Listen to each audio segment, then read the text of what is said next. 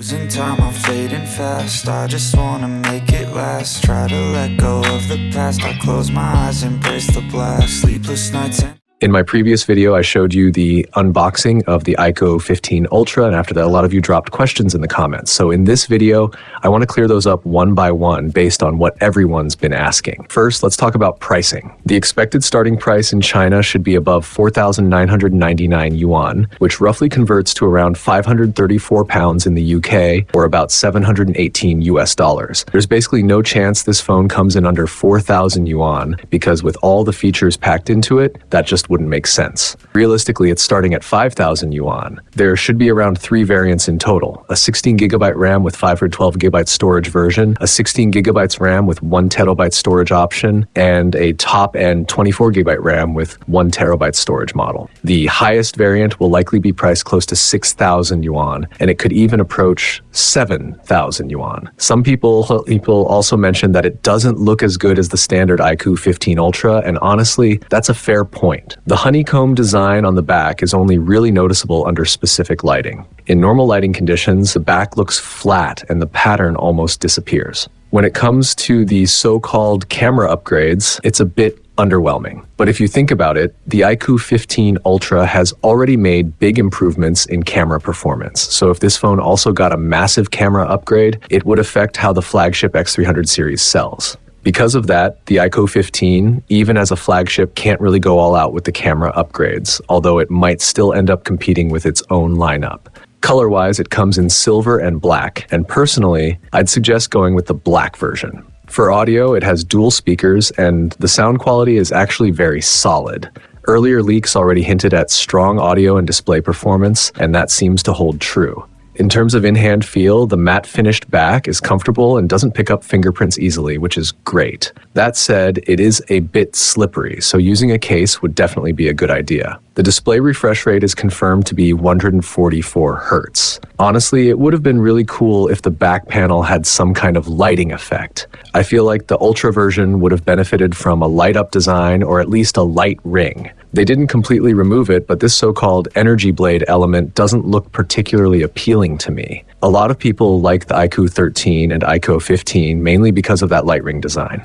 I also expect there to be Apple-style subsidies for this phone, and the iQOO 15 Ultra should qualify for those. When it comes to overall design, I still think the regular iQOO 15 looks better, although the Ultra does have some really nice details. About the dust issue, yes, the fan can collect dust over time. This is the air outlet here, and that's the air intake. But it's not a big deal since after-sales service can clean it for you. Or you can just use the included brush to do it yourself. It's really not as serious as it sounds. The return to a capsule-style charging cable is mainly to make gaming more comfortable, so the phone feels better to hold during long sessions, which is actually a nice touch. That said, there are still a few things they could improve. The biggest question right now is about availability. Will it go on sale immediately, or will there be a delay? Based on what I've heard, the launch event should happen around February 4th, and the phone is expected to officially go on sale on February 6th. I have to say I was really excited about the look of the iQOO 15 Ultra before it launched, but once it was officially revealed, it took me a bit of time to accept the design. Looking at the next part, for anyone with trypophobia, there is a bit of reflection on the back,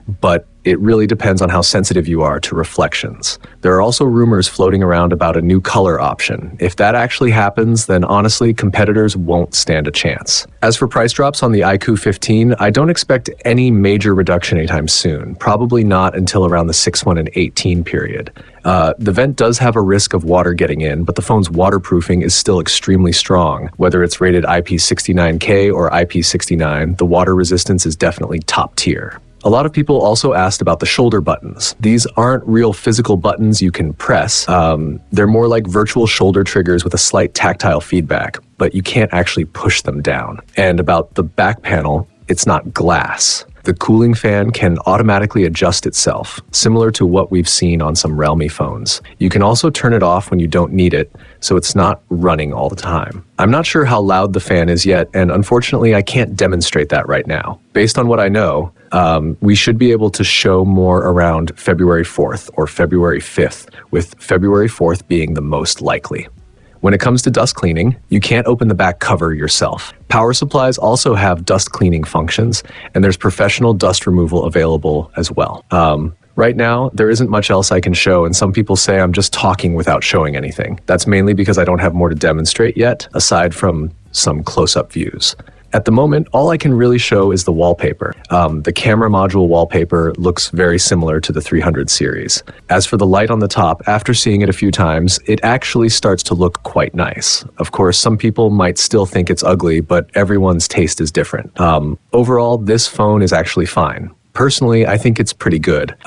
If you really want the iQOO 15 Ultra and your budget allows for it, the 16 gigabytes RAM and 512 gigabytes storage base version at around 5,400 yuan is a solid choice. I think it's worth it, and I'll probably get one myself when the time comes. Having both an Apple and an iQOO is honestly the best of both worlds. Dual phones just make life better. So now I want to ask you, would you buy the iQOO 15 Ultra?